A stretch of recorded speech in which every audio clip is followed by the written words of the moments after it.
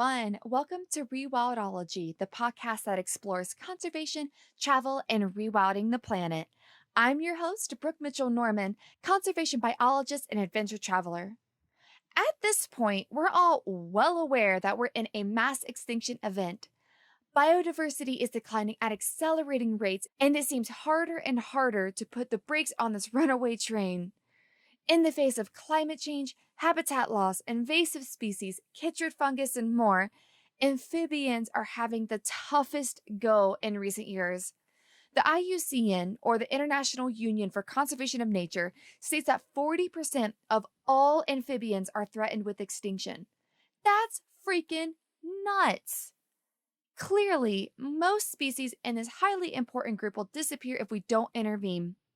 And luckily for Australia's amphibians and reptiles, one man and his team are working diligently to save and reintroduce species back into the wild.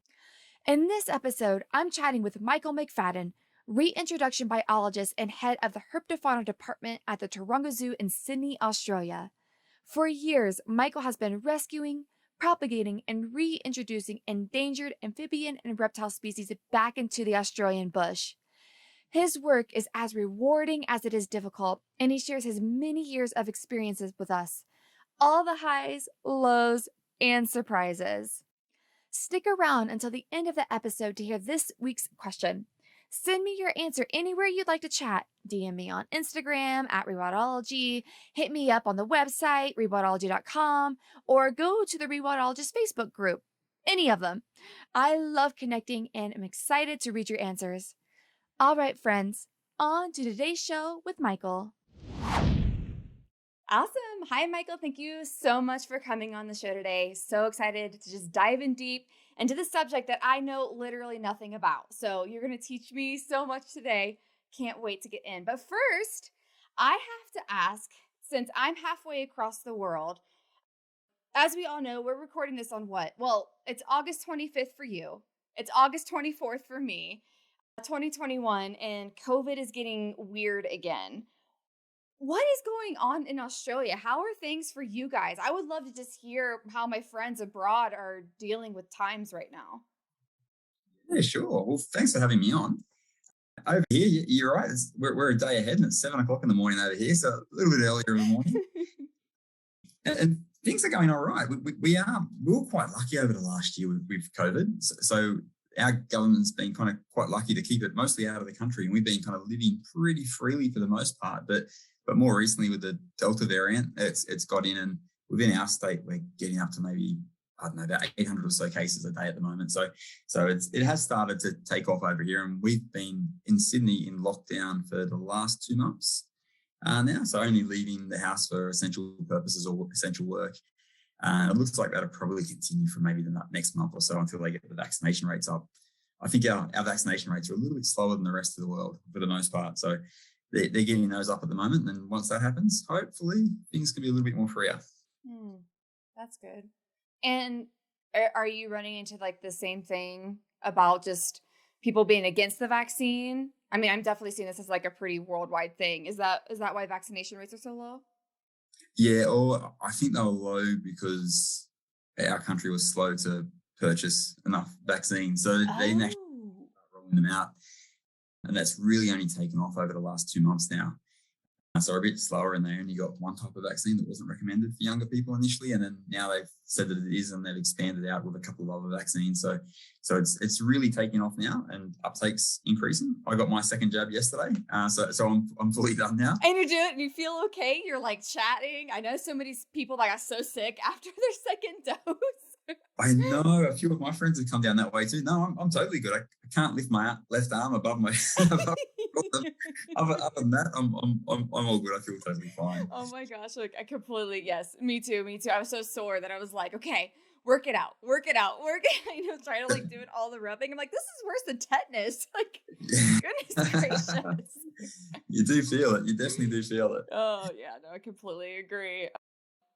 Oh, good. Thanks for exploring that with me, because I mean, just all of us across the world, it's just, you just don't know what's going on, and you don't know what is, the headlines say one thing and then something else says another. But I was just as a friend on the ground, like, how's it actually going? Yeah. Well, for the most part, and most states are good. Most states are living pretty freely and doing fine. It's only our state of New South Wales, kind of where Sydney is, which has higher rates at the moment, is in lockdown. But for me, at least, I'm still at work every day looking after the animals here. And it's a good thing at the time of year. So for us, unlike you guys, it's winter time over here at the moment. So I wouldn't be able to get to any field sites at the moment because of the lockdown. But hopefully by the time it starts warming up over here, that'll be over and we'll have free access out to the field again, which is good. So the timing probably works in okay if you're ever going to have a lockdown. Yeah, that makes total sense because let's might as well just start getting on into it because the critters that you love don't like cold weather. So No, they don't. they are not made to thrive in cold weather. So, yes. So just like exploring your history and what you do and stuff. So you supervise the Herpetofauna department, correct? At the Taronga Zoo in Sydney, which is so fun to say, Herpetofauna department. So and also you are big into reintroduction biology, which freaking so cool. I don't know anything about it. So tell me, what do you do and how do you go about doing it? Yeah, sure. So as you said, I supervise the Herpetofauna department. So, and for those people that aren't aware, that's the reptiles and amphibians. So my role is, I guess, overseeing the staff and the collection of the reptile and amphibian department at Taronga Zoo, which includes our collection animals, our reptile house, and all the animals we have on display and educational purposes for the people. But the main part of my role, I guess, these days is overseeing conservation programs. So in our department alone, in the reptile and amphibian department, we have programs for 7 species that are either critically endangered or extinct in the wild. And for each of those species, and I can talk a little bit more about some of those species soon, but for each of those species, we have, I guess, a large insurance colony. So a large genetically managed insurance colony that we have for the purpose of breeding for research and reintroduction purposes. So as you said, reintroduction, that's a big part of what we do here and a big part of, for those species, trying to really bolster populations in the wild or actually reestablish populations in the wild from where they disappeared. And how do you select your species? Yeah, no, it's a good question. With any conservation kind of area, resources are quite limited, so selecting species is really important for us based on really the threat status of the species. So if they're not going to get through without assistance, and also species that are kind of within our region of Australia. So with amphibian conservation programs in Australia, most of them have been undertaken by zoos in the region that species is native to. So that way we can work quite closely with our state wildlife agency. We can get into the field and undertake the field components. So typically for us, species that are critically endangered or extinct in the wild and just about to be extinct in the wild, that's how we've gotten into them. So there's a couple of different examples. Like there's one program that we only started in late 2019. And the reason for it, there's a species called the Burralong frog. And the Burralong frog is found in the western slopes of the Great Dividing Range, our mountain range, which I say mountain range, it kind of doesn't count as mountains to you guys over. It's kind of like little hills. We're a pretty flat country. But they're found on the western slopes of the Great Dividing Range, and they live in these rocky streams. And back in 2019, we're at kind of the tail end of one of the worst droughts we've ever experienced here in Australia. And a lot of the rivers and creeks that had permanently had water in it forever were drying up. And this species only lives for a few years, and it was just about to disappear from the northern part of its range. And the genetic work undertaken so far on the species has indicated that in the northern part of its range, it could have been a separate species to those in the central and southern parts of its range. Wow. So it's pretty, I guess, a pretty dodgy time for the species and those northern populations. And there's a local environmental consultant in the area, Phil Sparks, and he'd gone out there and done surveys and he wasn't finding them. He could only find 30 odd frogs, 35 frogs. So he raised the alarm. So we quickly went out there and undertook a bit of a salvage mission to collect what we could. Because if the drought persisted for another kind of month or two, there's every chance we could have potentially lost that northern species. So over a few day period, a couple of us from Taronga Zoo, from the Australian Museum, from our local state wildlife agency, and that environmental consultant went up into the field and scoured many rivers and creeks that were totally dry, looking for deeper holes just for any skerrick of moisture that the frogs could be along. And we ended up collecting 60 frogs. And since then, a couple of small populations have been found to persist after the drought. But for this species, they only lived for 2 to 3 years, and they had 2 to 3 years of drought. So there was no reproduction occurring at those sites. And so far, a couple of small populations have been found, and they've been found where there's natural springs, so there's water coming up out of the ground. So they were able to kind of blast out the drought, but it appears lots of local populations have gone extinct. So that's kind of how we selected that species. It was kind of a need to do. If we don't act now, they're potentially gone. So get on the ground and set something up straight away. And we've just finished building a new facility for them too. So they're in there, and hopefully in the next month or so, we'll have them breeding. Wow. So I'm sorry if you already said, but how many species do you have in your reintroduction program? And what are some more examples? Are they all amphibians? Do you also have some reptiles? Are they all Australian? But let's go more into your collection of the whole program. Definitely. Well, there's 7 species, 4 are amphibians, 2 are lizards, and 1's a turtle species. Oh. So with the amphibian species, that's what I focus a lot of, like when I'm in the field doing work on any species, it's with the amphibians. And we've got a couple of species that are quite brightly coloured. And if there's any listeners listening to this, have a little look at southern corroboree frog or northern corroboree frog. They're bright yellow and black species. They're very iconic. They're only about 2.5 centimetres in length, so quite a small frog, but bright yellow and black stripes. So kind of similar to the poison dart frogs that you'd experience in Central and South America.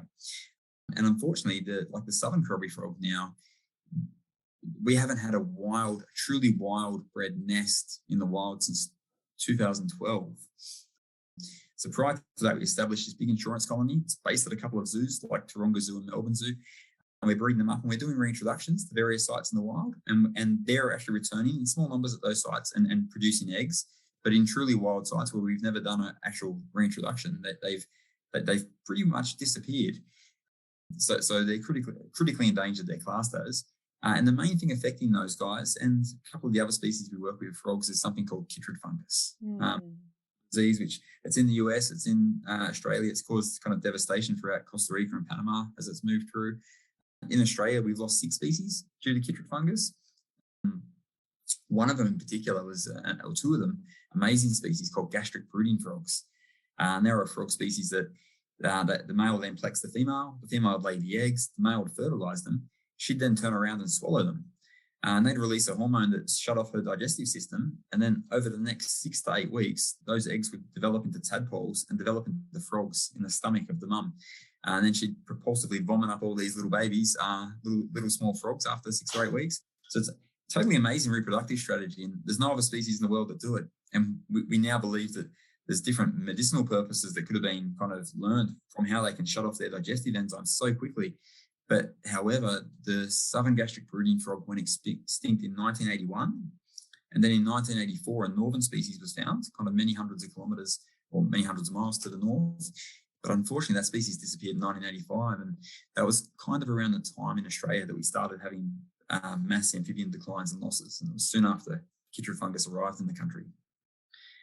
So it's wiped out 6 species at least. And there's maybe 5 or 6 that are kind of right on the brink at the moment. And 3 of those are in the focus of our programs here at Taronga Zoo. The corroboree frogs are probably the most distinctive ones that if you Google that, you'll find quite a bit of information on that. And they're ones that we're breeding for release to the wild. And we focused on those species because we knew without human intervention, they were gone. And there's another species of frog there too, the yellow-spotted bell frog. And that species was thought to have gone extinct when chytrid first arrived in 1979. It was thought to have disappeared. And then in 2009, on one small farming property on a 3 kilometre or a couple of mile stretch of creek line, a small population was rediscovered. And they were living there with chytrid fungus, and there was only about 100 or so individuals remaining. And soon after, they were rediscovered, and the person who went out there to confirm it was the species. His name's Dr. David Hunter, and he's someone from our State Wildlife Agency who we work with on all of our programs. He's an amazing amphibian biologist. He rang up the following day to ask if we've got space to set up a program for that species, and because to collect some tadpoles effectively as insurance in case anything happens, because it was one small stretch of creek line, and sure enough, we did. We set up a room at the time, just a quarantine isolation room that we could put them in, and we collected only 14 or 15 tadpoles. We focused on tadpoles because we didn't want to touch any of the adult frogs in this population because they've been hanging in there somehow for 30 years. And we didn't want to risk kind of doing anything that could tip that balance. And we collected a small number, but then unfortunately for that species, we had a La Nina weather pattern hit. And so that means over here it's colder summers, colder, wetter summers, which sounds great for frogs, and it is for many frogs. But in a chytrid fungus kind of scenario, it's perfect for chytrid fungus. So during both of those years, we had higher adult mortality. So chytrid really kind of expanded in that population. We had total failed recruitment. So there was big flood events in late December, which over here in Australia is kind of the start of our summer. But that's when all of this frog, who's mostly a pond breeder, who breeds in this kind of still to very slow moving creek line, it turned into a 2-meter torrent. And it was a time when all the eggs and tadpoles were in the system already, and none had metamorphosed into frogs. So effectively churned them out like a washing machine and kind of stripped out the aquatic vegetation, and we didn't see any recruitment for a couple of years. And as a result of the high adult mortality, failed recruitment, that population disappeared. So as far as we knew, they were extinct in the wild again. And fortunately, we had a small population here at the zoo. There's a little bit of pressure on because they disappeared in 2015 or 14 was the last frog seen.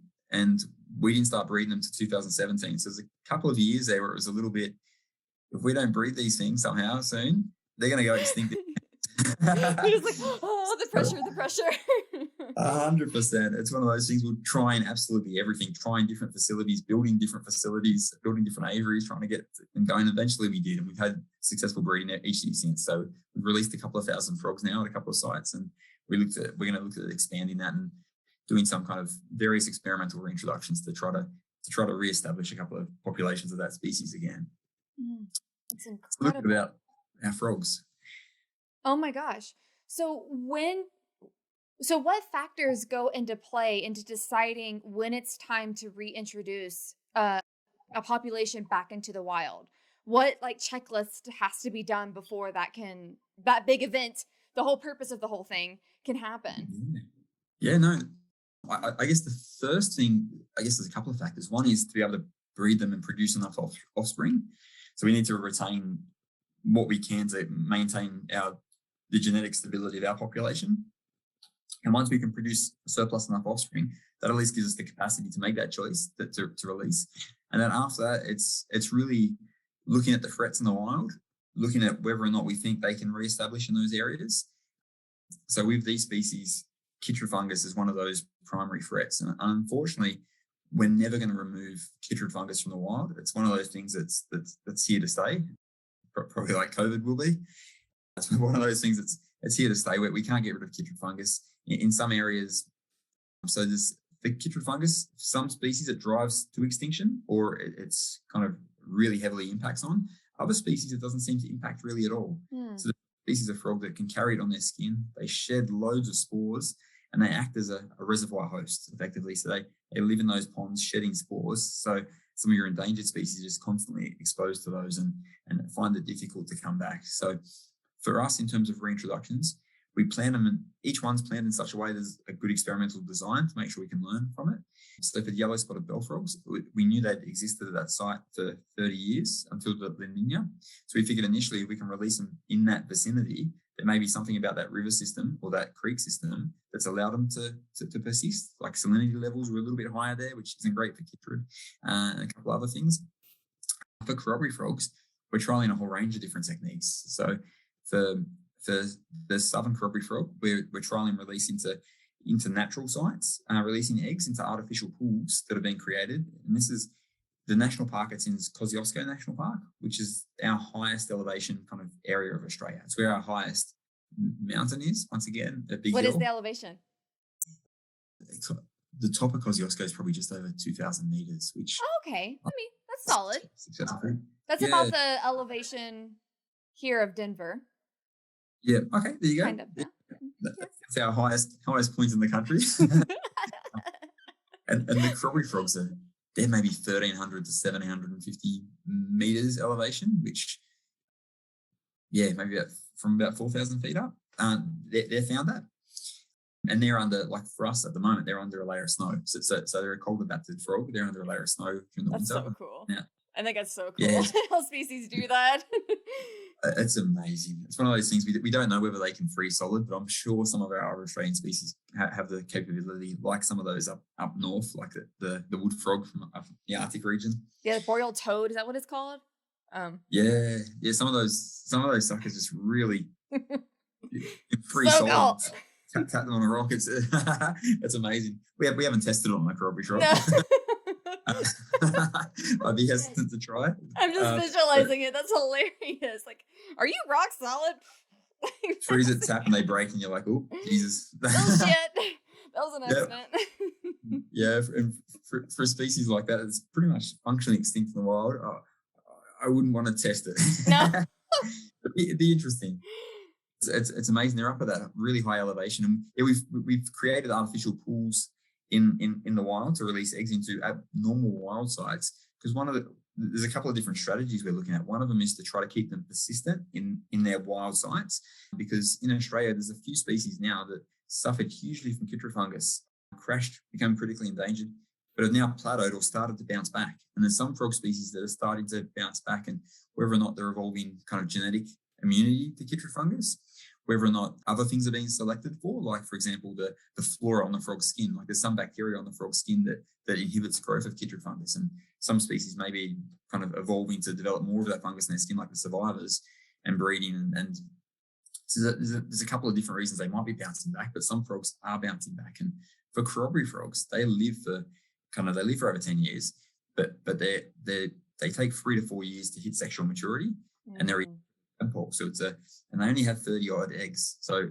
evolution's a bit of a slow process in a species that has kind of few eggs and long maturity cycles, so long generation lengths. So we're trying to keep them persistent at some wild sites, even those that have chytrid fungus, to see whether or not over time, and releasing a whole genetic kind of broad population at those sites, and then kind of taking eggs that are bred at those sites and reintroducing them, just to see if we can help them evolve natural resistance to chytrid fungus. Whereas some of our other efforts with that species have been working with the National Parks and Wildlife Service over here and our State Wildlife Agency, created big artificial, bog systems in that national park. So big fenced enclosures to keep out other frog species that may carry chytrid fungus. And by those, I'm talking maybe 100-foot long enclosures, so big kind of fenced enclosures, created artificial bog systems within them. And we've been releasing eggs and small frogs out into those systems in the national park. And that's got the opposite aim. So out there, they kind of act as extra ex situ colonies or extra captive colonies.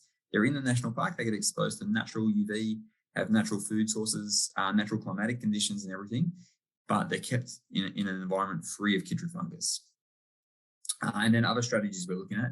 We've recently just got a successful grant up with the University of Melbourne, and we're going to be looking with Croppy frogs to look at their genomics and whether or not they have any level of chytrid resistance to chytrid fungus, and whether or not we can select the genes or complexes of genes that afford them resistance and selectively breed for that as well for release to the wild. So there's a few different strategies in species like that. And then with northern Croppy frogs, we're trialing different things, like we're releasing eggs and tadpoles, juvenile frogs, so metamorph frogs to 1-year-old frogs, and adult frogs, just to determine what the best strategy is for reintroduction to build populations quicker and so forth. So there's a whole range of different experimental kind of reintroduction techniques what we're trialing, but usually we try to kind of abate the threat as much as we can in the field. So select sites that are less suitable for chytrid fungus, select sites that the frogs have the best chance at, or in an environment we keep them free of the fungus as well. So in terms of when it comes to reintroduction, we like to, start them as soon as we can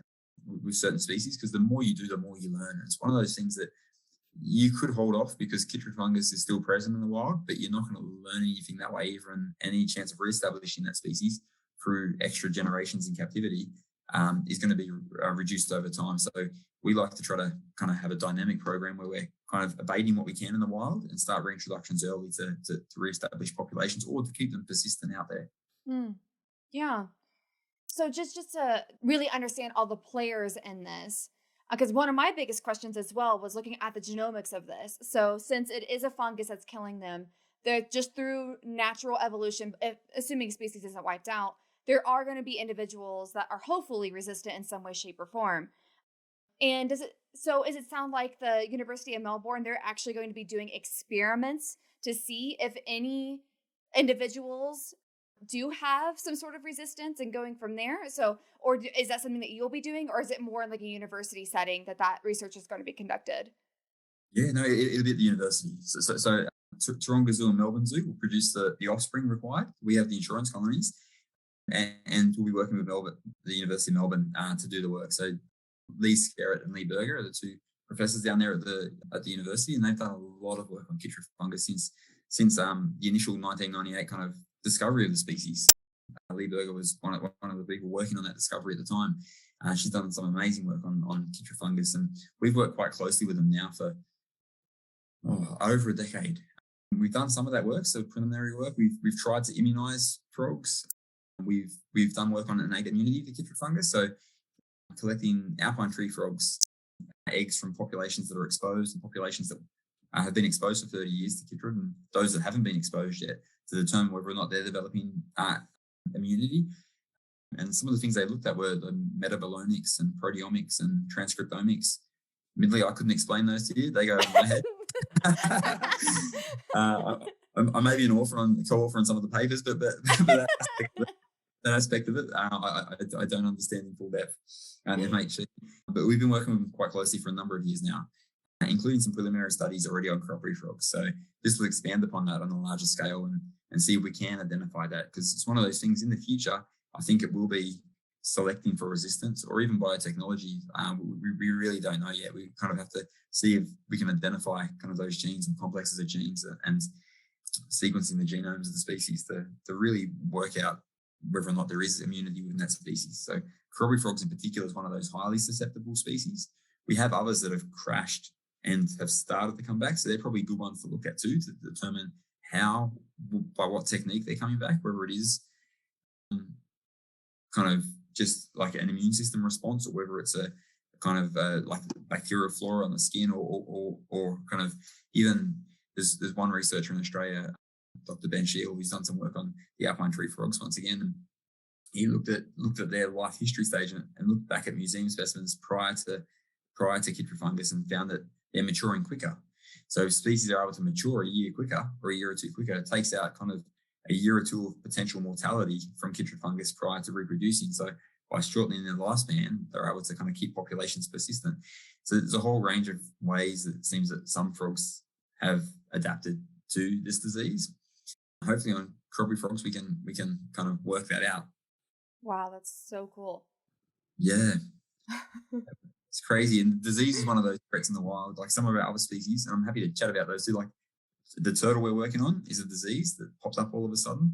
But the lizards we work on is kind of one of your more typical threats for small animals. It's invasive predators. Invasive predators is one that you can quite try to control to some degree. Disease is one of those ones it's a tricky one. And for Croppy frogs, like it's one of those ones in the past where there have been other researchers that are like, why don't you just give up on them? They've gone extinct now in the wild pretty much. Bringing them back, chytrid's always going to be there. And our thoughts on it have always been that there's so much about this disease we don't know about yet. And in terms of looking at the genetics and looking at resistance, I'm pretty confident and optimistic that in 10 years, maybe too early, we'll go 20 to 30 years time, we'll have good established populations of them back up in the wild. We'll have been able to work this out. So it's pretty much just holding on to them for the short term, just so we can kind of give them that leg up and learn a lot more about the species to be able to kind of, or about chytrid fungus and the way they kind of interact with chytrid fungus to be able to get them through and reestablish populations. Oh my gosh, I have so many questions that I'm trying to decide which one to ask. Because I'm just like, oh my God.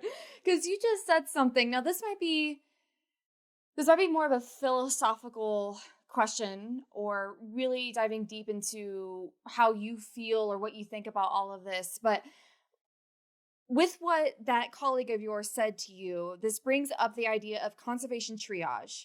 Like, we are giving up resources over here that could be used for something else to save this other species that maybe we should just let go extinct.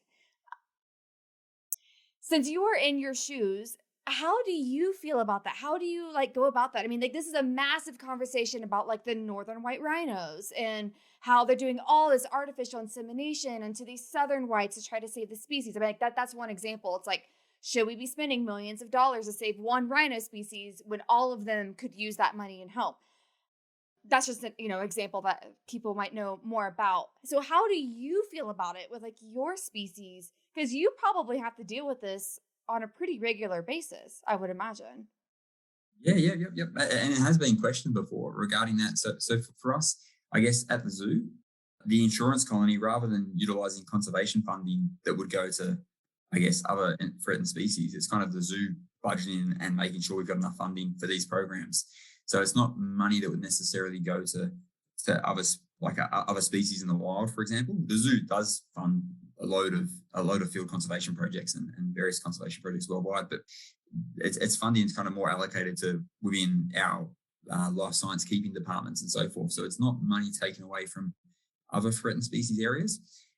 And for us, in terms of prioritizing the species, we try to do it based on what needs our help the most. So for a vulnerable or endangered species, there are zoos now working on kind of establishing captive husbandry protocols for some of those species, just in case it ever gets dire, being able to bring those into a program and already knowing what to do with them to be able to breed them successfully.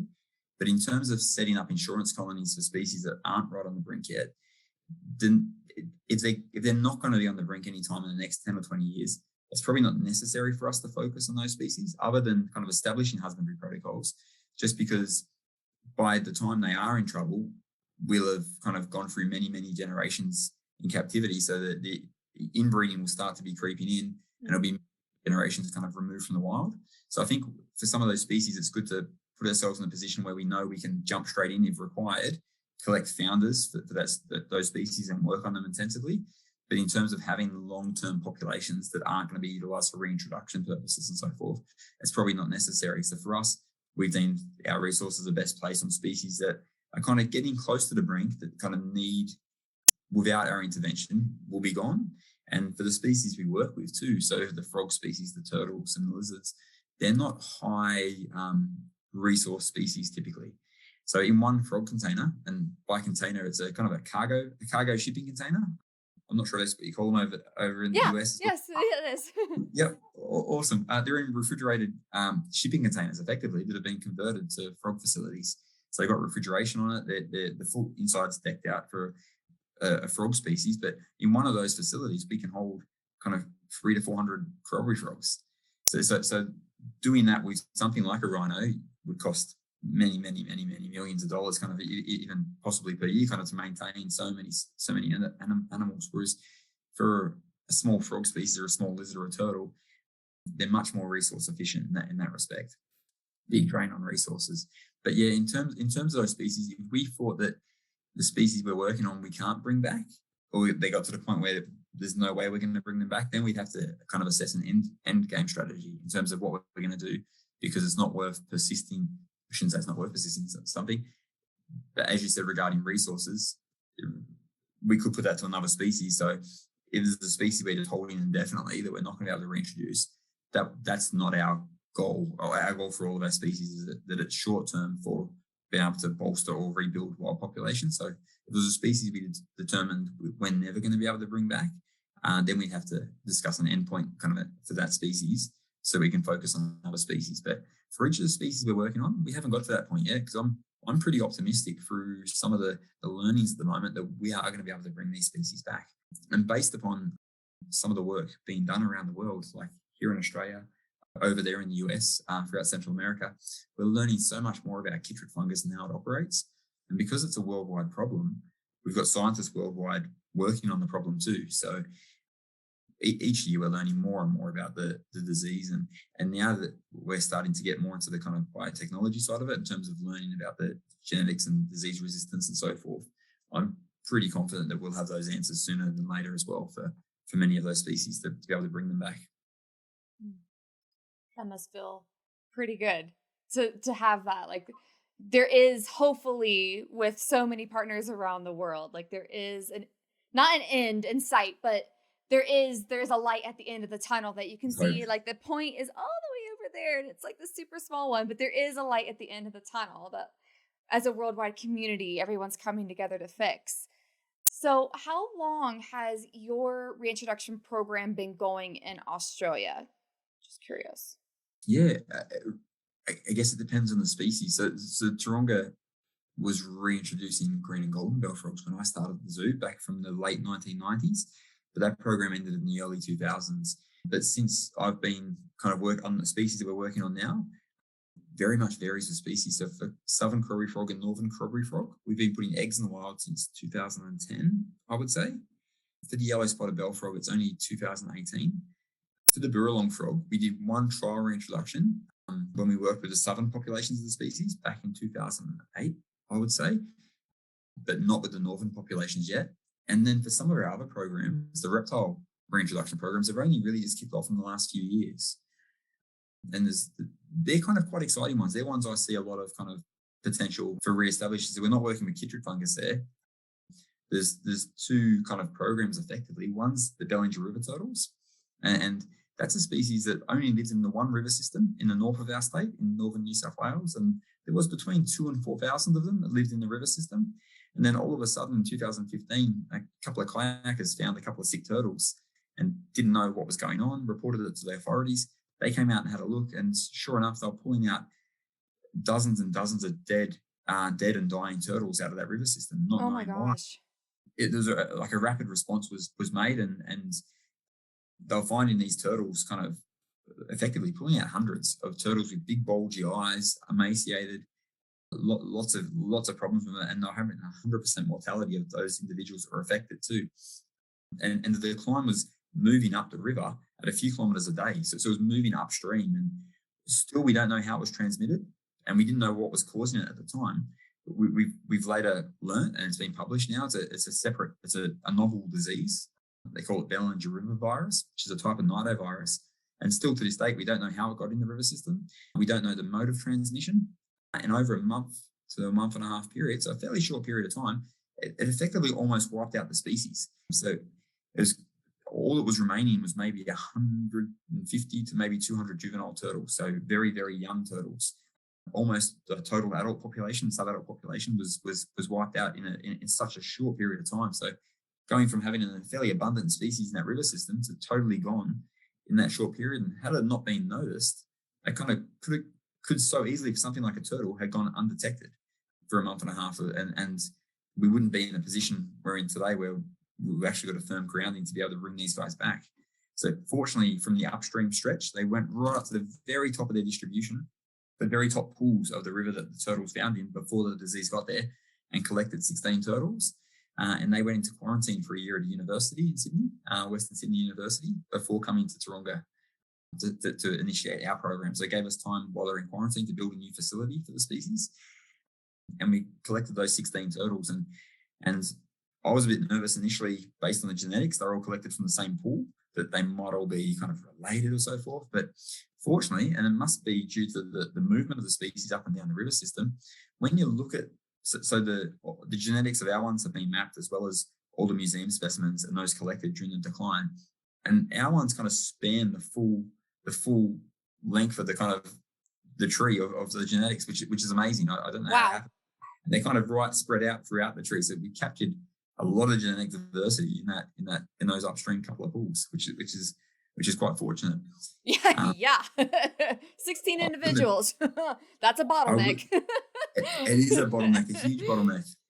And also, since the decline as well, there was only juveniles remaining, but a few years later, we collected 19 juvenile turtles that tested negative for the virus, and they've gone to another facility called Symbio Wildlife Park, just so we can split our risks. If something happens to our population, then effectively a good chunk of the species remaining is gone. So if they're at Symbio Wildlife Park, if something goes wrong, theirs aren't ready to breed just yet because they're young ones, and turtles take forever to mature, but they're down there kind of ready to go for future years.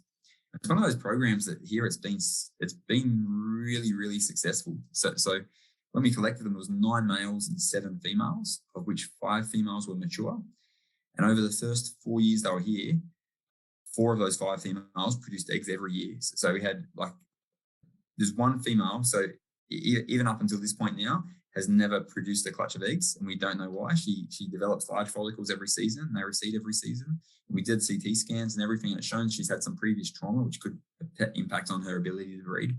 But taking her out of the equation, every mature turtle we have has bred every year, which has put us in a really good position to start doing trial reintroductions. and these have been undertaken now for a few years. So in November 2018, we released the first batch of juvenile turtles, 10 turtles that were just over a year and a half of age with little radio transmitters on their back. And 9 of those are still going now. So a few years later, they're still surviving really well. No sign of the virus just yet. So we don't know whether or not the virus has effectively nearly burnt itself out after it wiped through that population, or whether it's there in such low numbers that we're not detecting it at the moment. But we released 10 turtles in November 18, we released another 10 in November 19, and then we released 32 last year in November. And the survival rate's been huge, but it's been amazing. We've had only one known death so far. We've had one drop its transmitter and one transmitter fail. But other than that, they're all persisting and doing really well. So it's one of those programs where at the moment, so we started reintroducing straight away because we figured that the population in the wild, so there's been no natural breeding for this species now since 2015. So without reintroducing, there's going to be a big lag in their kind of life history in the wild, and that could be enough kind of for, I guess, demographic stochasticity to kind of knock them over eventually. So we've been reintroducing since then, and we figured if we reintroduce the turtles, even though as far as we know the virus is still out there, it's not impacting the juveniles so much. So that way, if we release those, we'll be able to learn a little bit about more. Hopefully, we get high survival rates, but if we don't, we'll also learn more about the transmission and how the virus is acting. Unfortunately, the latter hasn't been the case. It's been high survival, and we're able to follow the species and really get the translocation kind of protocol down pat and give it another couple of years. Once our first F1 turtles are mature, we'll have a much larger breeding population to produce from, and hopefully we can produce 150 to 200 turtles a year. And if we do that, I'm pretty confident that we can kind of recover this species and build the populations back up and have that species kind of persisting back out there again, hopefully in its former numbers. Wow. And what is the target year that they are anticipated to start reproducing in the wild? For females in the wild, it's typically maybe 10 to 12 years. Okay. So you still got a while. We do have a while, yeah. So that means the lag in their reproduction in the wild is going to be huge. It's going to be almost a decade of kind of really none or very little reproducing in the wild, which would be enough theoretically, even with natural mortality. Now we know it's probably only 100 or so of those wild individuals still remaining. So it would be enough. I can't say the species would have gone extinct, but there's a very good chance that it could have without the assistance of being able to bring them ex situ and setting up colonies that are kind of genetically managed by Studbook and having really good successful breeding rates so far, which is it's exceeded our expectations. I was hoping for at least 50% of females per year reproducing, but to have almost all apart from that one old girl producing every year has been kind of relief. It's not like that Belfrog situation where they've been gone from the wild for 2 years and we couldn't breed them. It's straight away they're reproducing. So it's kind of a little bit of relief that we're going to be able to do it. Oh, that's so exciting. Which is really cool. Yeah. And the survival rate, I can't believe the survival rate. I'm amazed by it. So we're very stoked with that program and how it's going. Oh my gosh. We'll have to keep posted on that one for sure. So let's talk about the reptiles. So it sounds like their problem is very different. It's not a disease. It's not a fungus. It is other critters that want to eat them that shouldn't be there. And that's a huge problem worldwide. So how is that being managed? And then your whole program coming into place? Because of course you can't reintroduce species if all these invasive species are still there. So how does that whole thing work? No, definitely. So there's 2 species in particular we're working on there, 2 lizard species, and they come from an island called Christmas Island. And Christmas Island is found, it's Australian territory, an Australian island, but it's found off the northwest of Australia. It's actually closer to Indonesia. It's closer to Java than it is to Australia, but it's an Australian island. So it's right out there. And there's an endemic fauna on the island. Their species are kind of from the Australasian kind of Australian region. So the same genera of lizards you find in Australia rather than, for example, coming from Southeast Asia, but it's closer up there in its location. And the species out there are endemics. There's a number of lizard species that are endemic only to Christmas Island. And unfortunately, kind of in the early 2000s, there was big population crashes in those species, and they didn't know why. Or they had, I guess, thoughts on why in terms of which invasive predators, but it wasn't really clear. And by the time they kind of really got a grasp of what's happening with the species, it was kind of almost the getting towards the last minute. So there's a species called the blue-tailed skink and the Lister's gecko, and they're both quite small species. The skink's only maybe 4 inches long, and the gecko's only maybe 2 to 3 inches long, so quite a small species. And they were declining at such a rapid rate that they knew they were going to go extinct in the next few years. So and in addition to those two species, there was also the forest skink on the island that was suffering the same decline, the coastal skink, which fortunately is on other islands as well, so not just endemic, and the blind snake. And we don't know what happened with the blind snake in terms of, I think only 7 or 8 specimens have ever been found as that species. So they're quite a cryptic species anyway, hard to kind of get a grasp of what's happening there and how they're doing. But the lizards all seem to be going through a large crash, and the coastal skink species already disappeared, and the forest skink and the Lister's gecko and the blue-tailed skink were just about to. So the Parks Australia, they're the kind of the wildlife authorities out there on the island, managing the island. They went out and quickly collected what they could of those species, knowing that there may only be a couple of years left before they disappear. And they collected, I can't tell you the exact numbers, but it was 40 to 50 Lister's geckos, and the same for blue-tailed skinks. And they were only able to collect 3 forest skinks. They weren't able to collect any more of those. And unfortunately, as a result of that, that species has now totally disappeared. Those 3 individuals have died, and the species is now thought to be extinct. For the Lister's gecko and the blue-tailed skink, they were able to breed them up in that first year and double the size of the colony, which is quite fortunate because by the following year, those species had disappeared from the wild and were extinct in the wild as well. And they were split. Half the colony was sent here to Taronga Zoo in Australia under permanent quarantine, and the other half was kept on the island, kept the breeding program on the island. So we were kind of the insurance policy. In case anything goes wrong on the island, they're in 2 locations. And the main threat to these guys isn't disease, unlike our other, our turtles and our frogs. The main threat for these guys is 2 invasive species in particular, the Asian wolf snake and the giant Asian centipede. So 2 species have been introduced to the island. And unfortunately, both of those species, a wolf snake and the centipede, aren't species you can control easily. They're ones that, I guess, you look at the brown tree snakes on Guam, where the amount of millions and millions and millions of dollars have invested into that, when we're still not really any closer to kind of keep controlling those. Trying to control the cryptic snake species and the centipede that's absolutely everywhere is really difficult. So unfortunately, and there may be others that think otherwise, I think managing those pests on the island, on Christmas Island, it's going to be very difficult to near impossible. I'm not sure if an invasive snake species has ever been brought under control. And trying to control a centipede when there's so many endemic and endangered species of crab there, you couldn't put out baits or anything like that could be utilised that could impact on the native species. So with this program, we've done something a little bit different. Those 2 species have built up in large numbers. We've produced many, many hundreds of them over time. So both we've got big, robust insurance colonies here at Taronga Zoo and on the islands in captive breeding facilities. And we've looked at the next closest islands to Christmas Island. So just west of Christmas Island is the Cocos and Keeling Island groups. So we had people out there studying those islands, looking at some of the small islands in that chain to look to see what species are naturally found on those islands. And there's no natural reptile species. There's a handful of invasive gecko species that are kind of colonized almost every island in the South Pacific and Indian Ocean. But there's a number of invasive reptile species, but there's no native reptile species. And they're looking at invertebrate species, looking at a whole range of other things to determine the feasibility of us releasing either of these species onto 1 or 2 of those islands to establish a wild population on those islands. Unfortunately, over a number of years, the feasibility studies indicated that there's very little kind of endemic invertebrate fauna on those islands that are going to be impacted at all by skink or gecko species. And some habitat rehabilitation work was undertaken on those 2 islands in particular were selected they thought that the habitat there was kind of complex enough to maintain populations. Unfortunately, it hasn't meant for a reintroduction of Lister's gecko because there's invasive geckos all over those islands, and they're kind of hard to control. They would be competitors, and if not some species, also predators of the Lister's gecko. So we haven't started doing any releases of those yet, but we started doing translocations of blue-tailed skinks.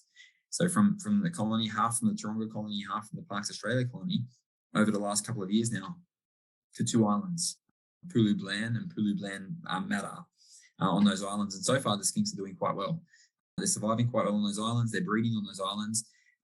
There's a master's student who's been working on the reintroduction, so working on the success of like the skinks that are reintroduced and what happens post-release. There's also a master's student also looking at the islands to see what change having skinks onto the islands will do to those islands in terms of invertebrates and other things as well. Just to make sure we want it to be kind of almost pretty certain that we're not going to impact anything else by releasing skinks onto those islands. If anything, it probably will benefit some of the species on those islands due to the habitat kind of restoration work, clearing out some of the weed matter and kind of improving the habitat on those islands. So we're pretty optimistic that we'll have wild populations of blue-tailed skinks again on those islands, which is really good. For listed geckos, it's one we're still working on. But to ever reintroduce them back to Christmas Island, I think is going to be a challenge. And they have been doing translocations on Christmas Island, but into predator-free enclosures, so big fenced enclosures on the island where they've baited to remove all centipedes, and they've collected all the wolf snakes and monitor those kind of enclosure areas. And they're quite large enclosures once again. I'd say they're at least 100 feet kind of long, 100 feet wide. And they've been reintroducing the blue-tailed skinks and listed geckos into those enclosures, but it's in relatively small. They're large enclosures, but it's still kind of a contained population that's at risk of something going wrong. Similar to our Croppy frogs in our disease-free field enclosures. It's one of those things. It's a measure to ensure we have populations out there, but it's one of those things that a bushfire, a hurricane, something like that could come in the future and potentially take it out. So a long-term option, if we get them onto some of these islands, we'll have populations, self-sustainable populations in the wild again. That would be amazing. Is there any guesses on how those invasive species were introduced? It's pretty close to Java in terms of where the island is positioned. Like, it's not right on the doorstep, it's pretty close. And there is boat transport between the islands. So those species, centipedes and Asian wolf snake, are excellent little stowaways. Like, the centipedes as juveniles are quite small. Wolf snakes, Asian wolf snakes can get into anything. They're one of those small cryptic kind of nocturnal snakes that any crate or something like that they could have got into. So they've probably got over there just inadvertently. Would have been accidentally kind of on. And the other species that I failed to mention too on Christmas Island is yellow crazy ants, which have built up and formed super colonies and kind of wipe out everything. I mean, a name like yellow crazy ant? Oh, yeah. That's nuts. It is nuts. I'm not sure if you've ever seen the Attenborough documentaries where it shows the great migrations, and you see there's one island where there's this big migration of red crabs that move across. That's on Christmas Island. And yellow crazy ants have had a massive impact on those. Those ones that spit that acid into their eyes? Yeah, that's exactly right. My gosh, I know exactly what you're talking about. I kind of know David Attenborough documentaries a little too well, but I know what you're talking about. Yeah, and they're like going blind, and like they can't make it to the water to shed their eggs and breed. And oh my God, you're so right. Horrendous, isn't it? Yes, it's horrendous.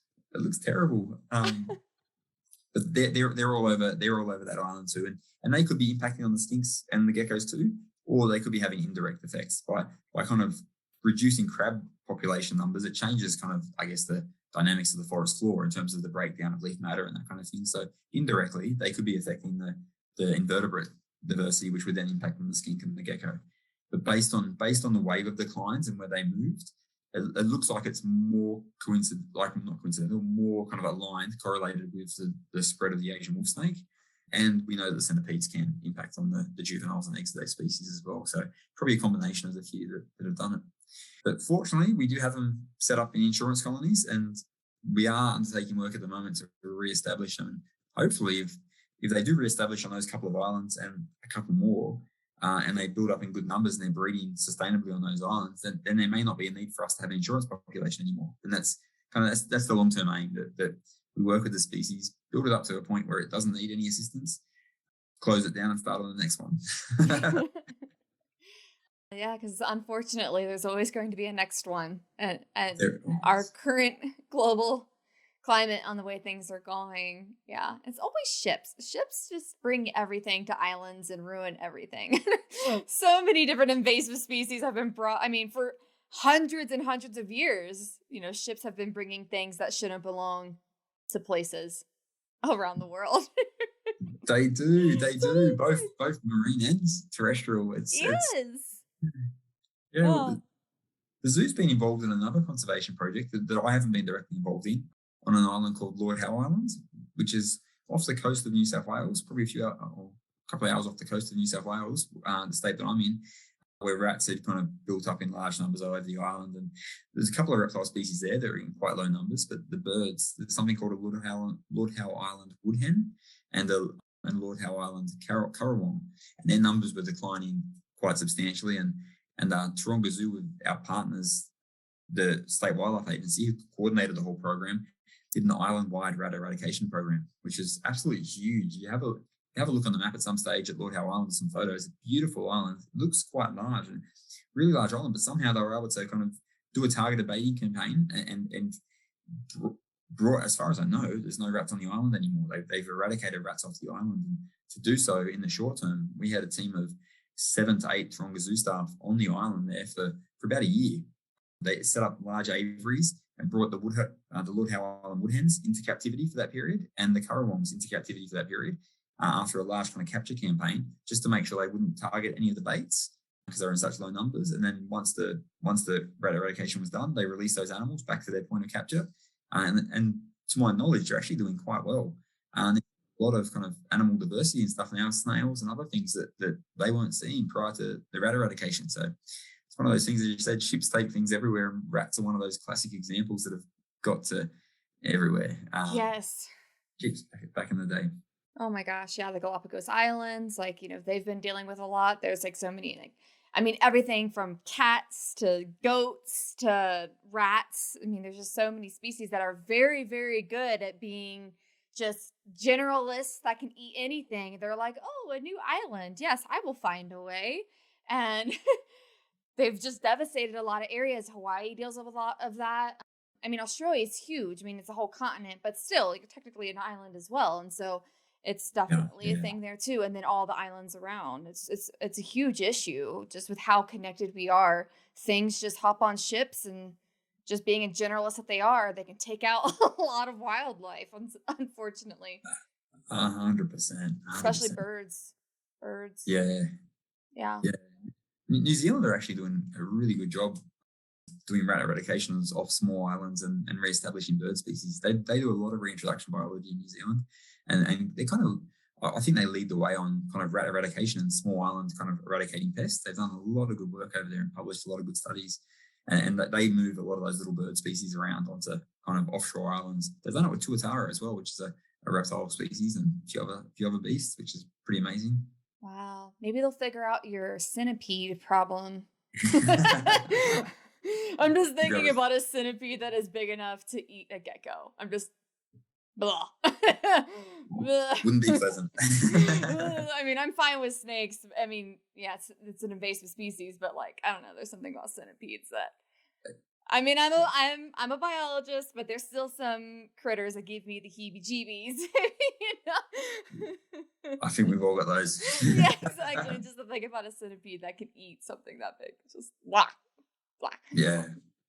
Hopefully New Zealand figures it out. So hopefully somebody, I'm sure there's some amazing research being done on how maybe PhD students or master students that are trying to figure out how to possibly bring those critters back. Hopefully take those ones out, bring the good ones back.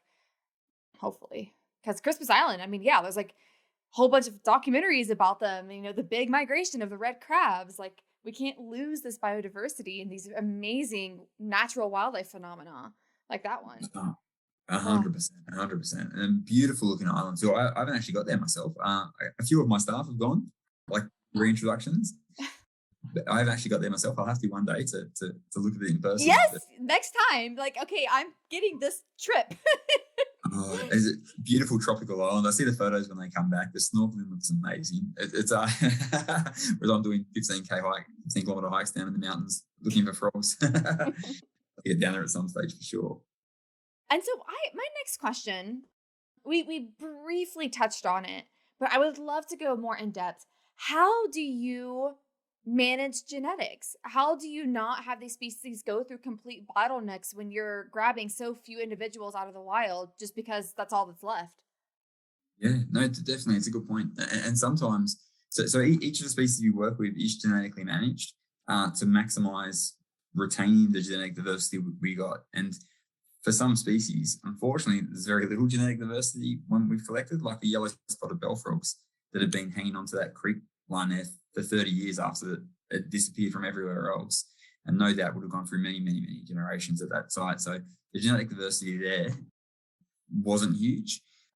We do take genetic samples. So for example, recently we collected those Burralong frogs we collected in December 2019. We took genetic samples from all of those, so that way we can have a look at their relatedness to help guide the breeding program in terms of who to pair with who. So we do look at the genetics as much as possible to see who's already related to who when coming in from the wild. But then we manage them in different ways. So for the Burralong frogs and the yellow-spotted bell frogs, as an example, and the Lister's gecko and the Bellinger river turtle, so those 4 species, we breed in pairs. So I'm trying to think of all the ones we breed in pairings. We breed those ones in pairs. So we utilize a stud book. So we enter all their information into a stud book, and then that selects who breeds with who based on their mean kinship and how closely related they are to each other. So it's just, I guess, small population management to try to maximize retaining genetic diversity we have there. For other species, the 2 Croppy frog species and the blue-tailed skink, we breed those in groups. So we use a different system called maximum avoidance of inbreeding, where it's kind of like a round-robin system where you have just I guess a simple system starting with kind of eight unrelated groups. So four groups of males that are unrelated to any of the females or any of the other males, and 4 groups of females that are unrelated to any of the others.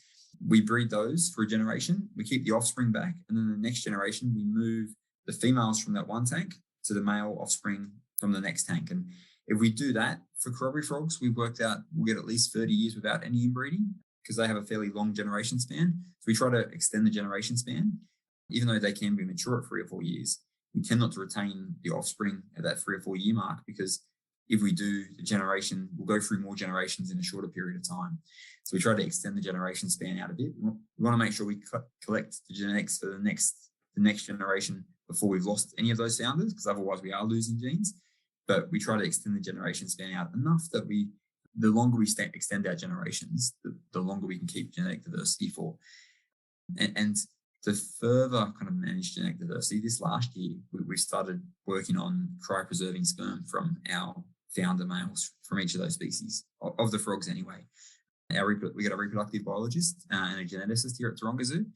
So we have Dr. Rebecca Hobbs and Justine O'Brien working on cryopreserving the sperm of the males anyway. We can't cryopreserve frog eggs, unfortunately, yet, same as fish eggs, but we can cryopreserve the sperm. So by cryopreserving the sperm of all the founder males, hopefully in 10 or 20 years' time, we can put that sperm back into the population. So put their genes back into the population kind of down the track, so that way we're not just kind of gradually eroding that genetic diversity within the population. If we can biobank enough sperm now, then founders that may not have bred naturally in 10 years' time or 20 years' time or whenever we need to, we can insert some of their genes back into the population to keep it kind of as if you're collecting wild males still, but you're not. We've just got them kind of in the freezer downstairs here. Effectively, but yeah, it is a big consideration, and we do try to. We got a geneticist here, Dr. Jo Day, and she's done some work on the Burralong frogs and the yellow-spotted bell frogs, looking at the genetic diversity within our populations to work out how related they are to each other and kind of whether there is any kind of genetic subdivision within populations. And we're looking at, for Croppy frogs, doing a large kind of genome and genetic survey over the next couple of years of the frogs at all locations holding them to work out what the genetic diversity is and where we need to focus collecting further founders or further F1 representatives from. Nice. I don't know why, I just had a memory. You know how this field, you do some really weird shit in this field? Yeah. I remember. I'm a reptile geek. Oh, Brooke story time. One of my first internships, I really can't believe I forgot about this. One of my first internships was at the Wilds, which is in Ohio, and it's this amazing 10,000 acre conservation out there. And it's so big that a lot of the animals live wild.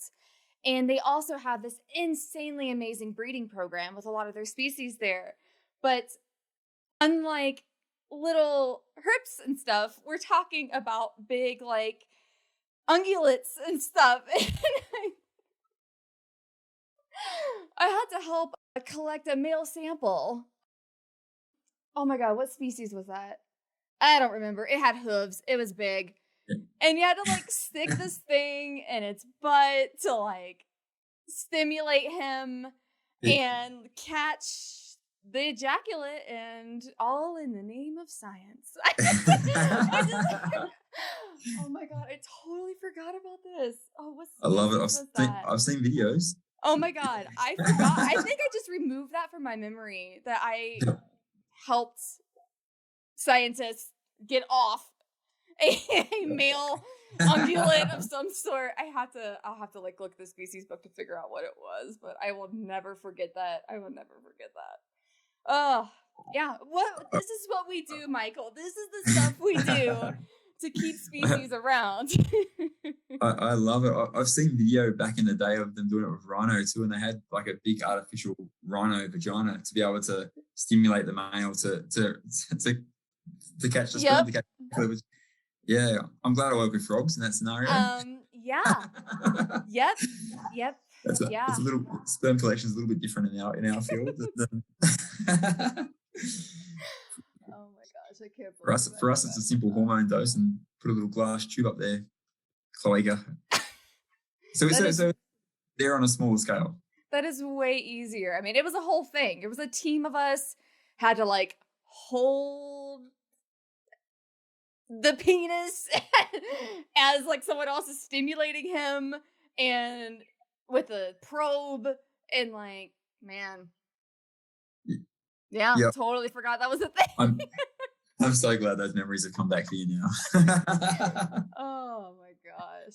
God, that is so funny. Okay. Yeah. Well, we can move on from that little shenanigans. Awesome. So, well, there is one very big part of this podcast that we have not dived into, and it would be you and your story. So, like, you've been telling me all these amazing things that you do, but let's go into why. So just tell me about young Michael, like you growing up, and how in the world did you get into this field? Yeah, no, definitely. Since I can remember, I've been interested in reptiles. Since I was small, going around the backyard trying to catch little garden skinks, the little lizards that occupied a garden. And I lived back in onto bush. So I lived in Western Sydney, in a little area back in onto bushland. And we used to get blue-tongued lizards and bearded dragons and occasionally snakes come up into our property. Just on a small kind of quarter-acre block, so it's just a normal suburban property. We'd get snakes like red-bellied black snakes and eastern brown snakes come into our property, which are potentially dangerous species, and various other things. I was always fascinated about them. So I was always one of those kids who borrowed every reptile book in the library numerous times over. You looked at the little library card that had my name over and over and over, trying to learn what I could about them at the time. And I was just always into it. I was always at the bush. Any opportunity I had, I was down the local bushland looking for snakes and lizards and frogs and that kind of thing. So I think it's one of those ingrained, for a lot of reptile people, it's one of those ingrained things right from an early age. You're kind of just drawn to those animals. And I think I was 11 or maybe 12 when I brought my first red-bellied black snake home. And that's an elapid snake, which is a potentially lethal snake. So it's a dangerous one, kind of on par with probably some of the rattlers over there. I remember bringing that home, holding that, and my mum's kind of, I would say, displeasure at seeing me bring that snake home. And she was on, like, my mum was Maltese, my dad was Irish, so they're both from kind of islands where you don't have to worry about snakes, and neither of those were animal people kind of thing. My mum had birds, but she certainly wasn't a reptile person, and she was scared of them initially, but eventually she came around. So as I got a little bit older, so when I was 14, 15, I got some pet reptiles and kind of expanded. And soon my living room at home we had the TV and the couches, but everywhere else there could be kind of an enclosure display cabinet built and created. There was one of those. There's like a big carpet python next to the TV and another carpet python on the other wall. My mum was very tolerant. Let's just say that. Yeah, it sounds like it. That's amazing. Go, Mom. I reckon. Well, my first snake was a green tree snake, which was a harmless species of snake. And then I got a little children's python, or that was my third snake, a little children's python. And my mum fell in love with that. When I was at school, she actually started to get it out and hold it herself. And eventually she ended up with 4 little spotted pythons herself in her bedroom. I built a snake enclosure rack and with 4 kind of decent sized enclosures for spotted pythons, and she had 4 spotted pythons in a room eventually. So Oh my gosh. she came around, and so I was always into reptiles, always into reptiles from an early age, and that followed on to throughout school. And then I went to university to study zoology or environmental biology, and finished my bachelor's degree, and then I did my honours, and I actually did my honours on a bird species. So a severe lapse in dabbled on the feathered side, saying that birds are nestled within reptiles kind of phylogenetically, so it kind of made sense. But I had a lecturer at the zoo university, and she was the only zoology or terrestrial vertebrate kind of zoologist at the university. And she had a project with regent honey eaters, and that was a critically endangered species ready to go. And I was really into reptiles, but I was also really into conservation and threatened species, and that's always where I wanted to go. And she had a project ready to go, so I kind of worked with her for a year, looking at the regent honey eaters for my honours work. And my honours work was actually based at Taronga Zoo. So the birds I was utilising were actually based here at Taronga Zoo, and that's how I actually got kind of somewhat involved with the zoo. I came over, and when I was doing my research, I'd occasionally bump into the person who managed the reptile department at the time. And then one day when I was coming across, it was just when I finished my honours work, and I was having a chat with him, Dr. Peter Harlow. He was the manager of the reptile amphibian department. And he let me know there was jobs coming up. There was jobs being advertised at the time to be able to get onto the casual list, to get pick up some shifts here and there if I was interested. And initially, that wasn't my aim. I was keen to follow straight on to a PhD and go up somewhere in the wilds of Northern Australia and kind of hang out in the bush for a few years. But I thought, this could be cool for a year or something like that. I'll apply and see how I go, kind of thing. The species that they have are amazing. They didn't have much in the way of conservation programs. It was just one for the green and golden bellfrog. And then all of Peter's work on Fijian iguanas. He spent at least a month each year in Fiji working on some of the critically endangered iguana species over there, and kind of quite an expert in that field.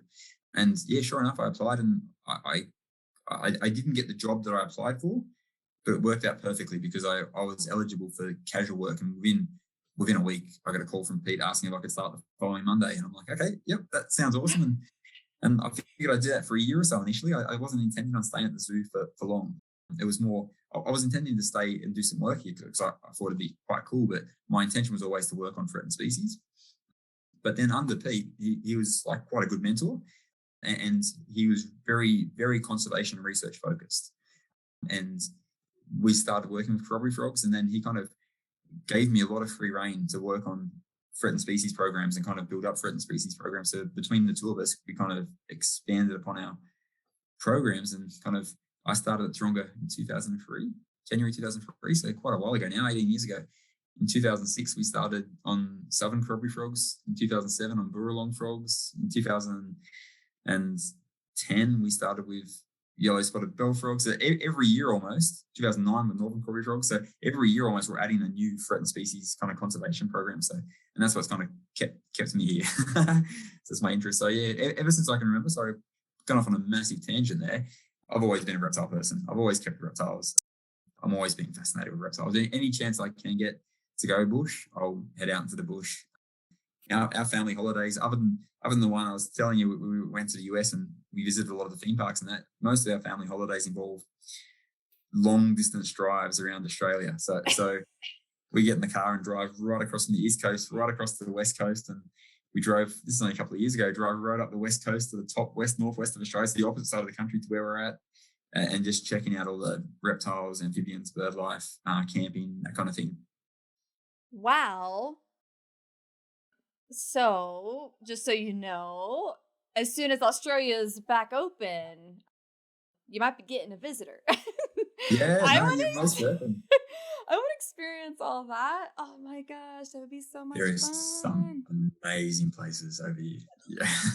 I could only imagine. I have not been to that part of the world yet at all. The furthest that way I've been is like India and Nepal. That's like the furthest. I have not been to New Zealand. I've not been to Australia. I've not been even to Indonesia yet. So yeah. Well, I guess based on the species you work with. Yeah. So total sense. We lack big cats over here, but we've got a lot of other cool things in place. Yes. And I've really fallen in love with snorkeling too. I have not done any diving. Not that I don't want to. I just haven't had an opportunity. But I would Yeah. love to go into some of those beautiful, rich oceans around Australia and the islands. Oh my gosh, that would be amazing. Yeah. No, it Yeah. is incredible. The Great Barrier Reef is amazing. And on the other side of the country, you've got the Ningaloo kind of region where there's whale sharks and manta rays and all sorts of things over there too. Some absolutely amazing. I have snorkeled with whale sharks. It was the first time I ever snorkeled in my life, and it was with a whale shark. Go big or go Awesome. home, I guess. So, Amazing. 100%. Pick the biggest fish. literally the biggest fish to possibly be in the ocean with, and that it was my first snorkeling experience. Awesome. It was amazing, and ever since then I've been completely just in love with that experience. So yeah, Australia is very high on the list. It's just your biodiversity. I mean, it's an island. Like there's so much there that I literally haven't seen, and so. Yeah, the endemics are incredible. And over here, you easily see lots of like kangaroos and that kind of thing. You don't have them jumping down suburban streets typically, but there's tons of them out there. If you head out to any area of bush, you'll see kangaroos, emus, koalas, platypus, echidnas, all those kind of things. You travel around the bush enough and you'll see lots of those kind of critters here and there. And some amazing diversity over here. And the snakes often get a bad rap because we've got some highly venomous snakes in Australia. But saying that, we have very few deaths. We have less than 3 people a year die from snake bite. When you look at places like India or throughout, I guess, the Middle East, sub-Saharan Africa, those kind of areas where snake bites are huge and killing tens of thousands of people. In Australia, we have less people die from snake bite than in the US. Even though we've got some of the most venomous snakes, a lot of them are quite shy. And like the most venomous land snake in the world is the inland taipan or fierce snake, and it's found out in an area where people don't occupy. There's a few farm like properties out there, but it's if you're not out there looking for that snake, you're very unlikely to ever come across it. Snakes like brown snakes, eastern brown snakes are one that I've had one in my backyard. They're number 2 on the list, admittedly, and bites do occur from them. But if you apply the correct first aid and keep away from them, they're kind of I don't know. They're more likely to take off than a rattlesnake because a rattlesnake's more of those kind of a sedentary kind of more beast, whereas a brown snake's kind of a fast-moving leopard snake, and they'll often get out of your way pretty quick before you get there. And if they don't get out of your way, then they'll kind of rear up at you and let you know that you get out their way, or they may bite. But with our health system and our first aid, it's pretty safe. I love it. I just love talking to different people because you talk about snakes the way I talk about like big cats and predators. It's like, oh, if you just have these different precautions, you're going to be fine. Like you just got to know their biology and everything like that. And people are like, Brooke, it is a goddamn mountain lion. What are you talking about? You know, I'm sure people look at you the exact same way. They're like, dude, it's a brown snake. What are you talking about? 100%, and I totally feel you there. When I was in the US a few years ago, I was walking around I think it was in Arizona. No, it wasn't Arizona. It was in California, but kind of further east, kind of into the deserty area. And the whole time I was walking around looking for snakes and lizards and stuff, I was just thinking mountain lion, mountain lion, mountain lion. Is there a mountain lion here? Mountain lion. To me, it's a predator that could jump on me and eat me. I'll not eat me, but jump on me and kill me. And I don't know anything about them. My lack of knowledge is why. I know when I was in the US kind of maybe 5 or 10 years earlier, up in the northern part. And once again, I'd gone to a conference. I had an extra couple of days. So I was looking around for local snakes and turtles and stuff. And every time I heard a noise, I'm like, is it a bear? Is there a bear there? Oh my gosh. And if you'd be with me, I'd be like, oh, is it a bear? Is it a bear? Let's go find it. Yeah. Like, you know what I mean? Like, let's go figure out what it is. 100%. What is that noise that we're hearing? Like, let's go track it. Let's find their tracks. It's like, you know, so if you would have been with me, and then also if I would have been with you, we'd be like, oh, look, there's a snake, you know, trail. Let's go find it. I'd be like, okay, you lead. Yeah. I'm following with you. I'd happily pick up a cobra or a taipan or a rattlesnake or whatever it be, but I'm not in the slightest bit scared of them, whereas something that could potentially overpower and eat me, it's just because I know nothing about them. It's the same with sharks. It's one of those things. I love sharks, but swimming in the open water, not seeing what's under me, like what you mentioned with centipedes before, it just gives me the, like, something's going to eat me. It was like, I don't like this. Yep. I would die to see you pick up a rattlesnake. If you're like ever out in Colorado and that happens, I'm going to just video the whole thing. Yeah. Oh, beautiful beasts. Yeah, 100%. If I head out there, we'll go out herping, find a couple. I've seen 5 or 6 species of rattlesnake over in the US now, and every time it absolutely amazes me. I absolutely love them. Well, we'll go find some. I know where they live. I just don't intentionally go find them. So, but we can go Yeah, find some.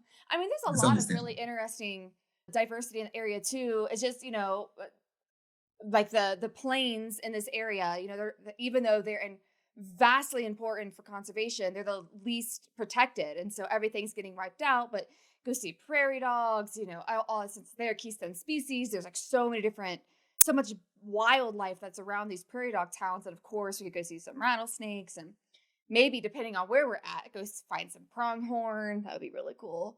Awesome beasts. Yeah, we could find Yeah. some cool stuff.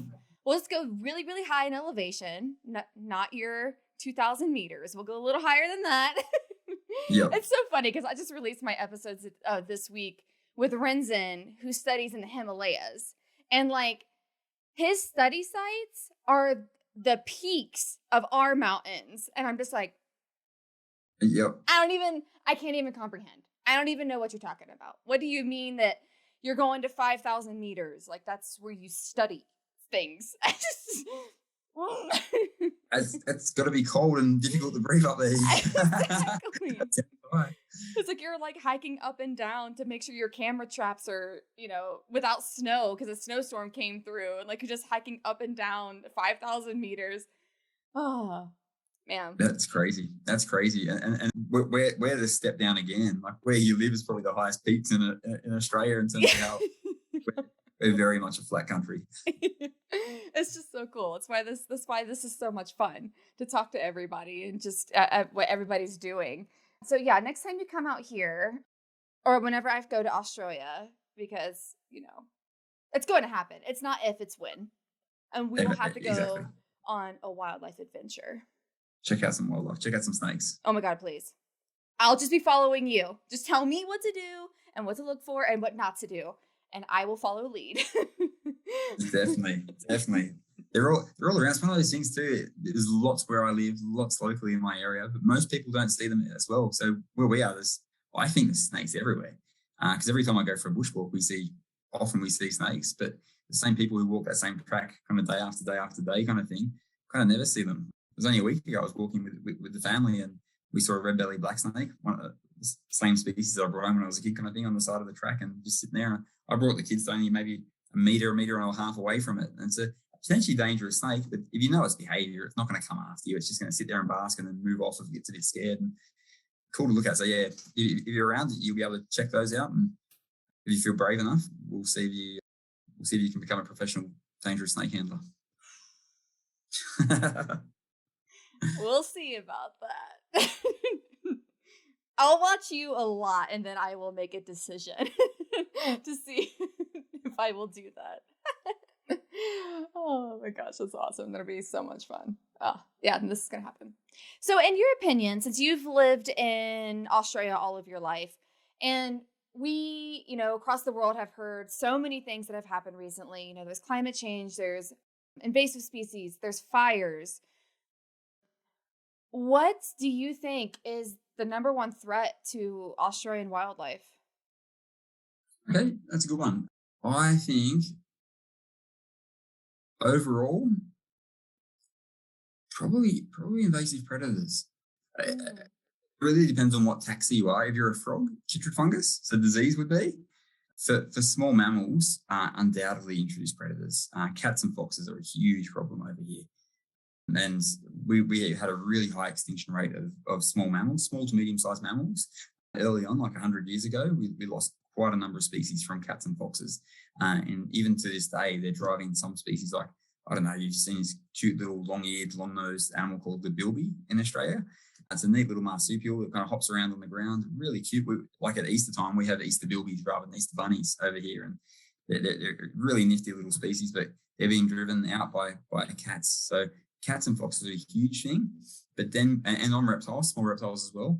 But then when you look overall, climate change is that big one in the background that's kind of creeping in that we don't know what's the eventual impact. Like we know which way we're heading in at the moment. It's becoming drier over here. It's becoming hotter. It is changing areas. Like we see it with some of our northern Croppy frog field sites, for example. They're becoming hotter and drier for longer and less water in the pools as a result, and those kind of issues. But what the overall impact that will be on various species, I guess we're yet to see. That's something kind of for the future. But that's a big looming one in the background there that's kind of, I think, will become more apparent in coming years. But I'd say invasive predators are probably the key thing. Of course, land clearing. Land clearing is something that we've had a lot of in Australia in key habitats, and it's something that's still occurring. Like they're setting up more national parks for protection, but there's certainly still a lot of areas where they're clearing, even largely on big, large private properties too. So some of our laws regarding what you can clear has been relaxed a little bit in recent times. And as a result, there's more kind of clearing on people's properties, which kind of then form corridors between other areas. So things like your koalas might not be able to move to the next population and so forth. So land clearing has been a big factor as well. What's driving that market? I guess just increasing population. So increasing population. Most of our country is pretty deserty. So right. when you look at Australia, most of the populations are in the key capital centres, and for a big chunk of Australia is kind of dry and deserty throughout the kind of central to western parts.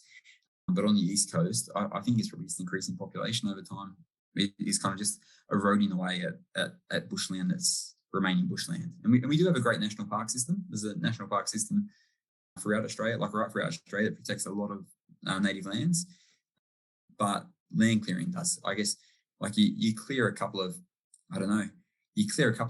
areas the size of a football ground, for example, and the amount of animals that occupy that is probably more than most small cats and foxes are going to eat in a long time. Like it's you're just totally removing habitat. So that would be one of the big threats as well. So yeah, quite a few. Land clearing, invasive predators, and disease are probably the three key ones over here at the moment.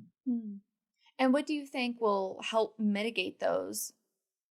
For those, I'd say land clearing really just tighter restrictions. I think it really has to become tighter restrictions. And I know some restrictions were a little bit relaxed in years past when we had big bushfire seasons, and big trees close to houses were one of those things that it's like, okay, well, we need to relax that so that way people can clear trees away from their houses to reduce the risk, which is valid in terms of it is a risk to human health if there are big trees in bushfire areas, but it just gradually erodes at what bushland there is remaining.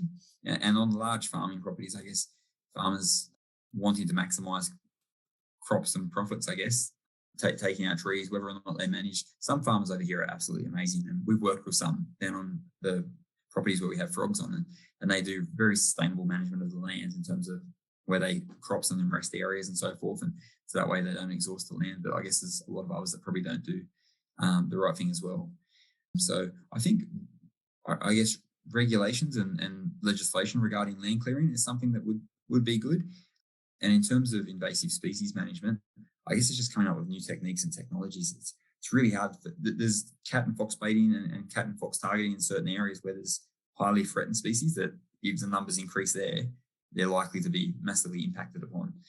Things like the bilbies or things like numbats or some of our other little kind of small marsupials. But on a large scale, kind of whenever we're going to eradicate those, it's always going to be kind of local management of populations or like a turtle species where the nests, we found out with some of the turtle species on the east coast that foxes take out kind of 90% plus of the nests of those species. So it's huge that foxes taking out nests. So in certain areas, they're being targeted for removal, but I don't think much can change that on a larger scale unless there is some kind of biotechnology way to do it in the future in terms of kind of making it so it only produce male offspring or something like that to really reduce it in a humane way and actually have a meaningful impact. But at the moment, I don't think there's much available to do that on that kind of scale. Yeah, we're like all in this limbo. It's like we see all the problems, but not all the solutions are being readily available. And it's just like this heart-wrenching, like, this needs fixed. How do we fix it? We're still trying to find the answer, but we're running out of time. And it's just like this constant, it's why I drink. Yeah, 100%. Well, if you get on top of you, wouldn't it?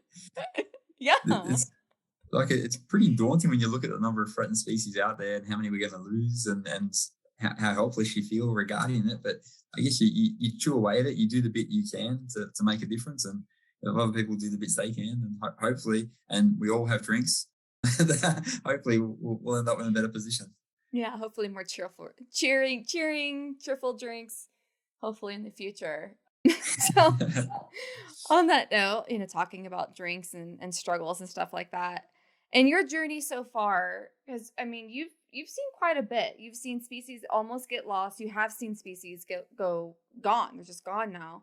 What would you say has been your biggest struggle so far?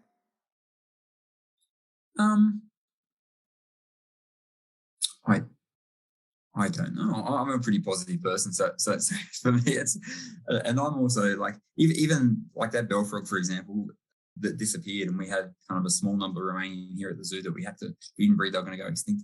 Even that should be quite a stressful situation. It is kind of a high pressure situation, but even then, I wouldn't say I struggled through it. It's one of those things you're doing the best you can, and involving anyone that's relevant to get expertise and so forth. I think seeing species obviously disappear and not having a clear path forward to bring them back is a struggle, but I'm pretty optimistic. I'm optimistic that we'll nail it, and with each of those species, we'll get around the threats long term that are impacting on them. So overall, I'd say minimal struggle. I love your mindset. I love your mindset. It's not common to find anymore, and it's quite refreshing. We've all been through things, but still, it's the only way to get through this. Like, you have to be hopeful. You just have to. It's like, yes, I'm very aware what the risks are. I'm fully aware. But if I don't hope that it can get better, then why go to work every day? Why do what we do every day? Why get up? Why press, like get up when my alarm goes off if there was no hope that it would get better. So that's exactly right. And when seeing species about to disappear or go extinct or right on the edge of a brink, I'd prefer to see that more as a challenge kind of thing rather than a dire situation. It is a dire situation, but rather than see it as a, oh no, kind of thing, we're about to lose this kind of thing. It's like, no, well, let's do what we can to set something up kind of thing and see how we go from there, even if there's no clear path forward just yet. But no, you're exactly right. It's as long as you're taking a step forward, that's the best thing. Always one step forward. Even if you take a few steps back, it's okay. Just as long as we just keep going in the right direction. That's it. Depends on how many drinks you've had.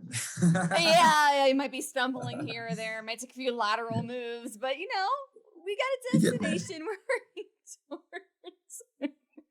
Oh, that's awesome. So you just have so much great experience and this wonderful outlook on everything.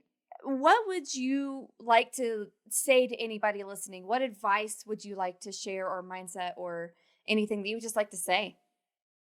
Yeah. Oh, I don't know. I guess don't take anything personally when it comes to kind of conservation. Conservation wins. It's one of those things that we're not always going to achieve what we want to achieve and bring species back.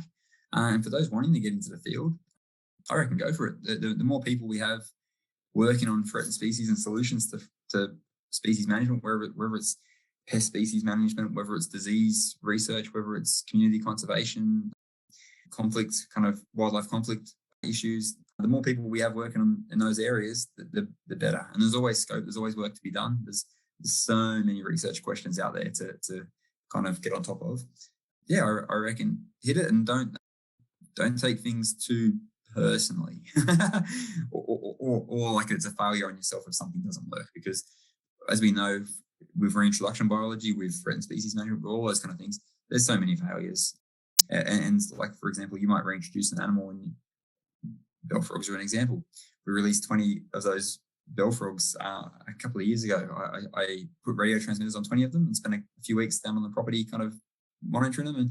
And I was expecting them to survive for quite some time and then to be impacted by chytrid fungus and then slowly drop off due to chytrid fungus. And that was kind of my expectation going into that. And then I released them, and in the first week, 9 of them got eaten. 6 by black snakes, 2 by kookaburras, and 1 by a fox.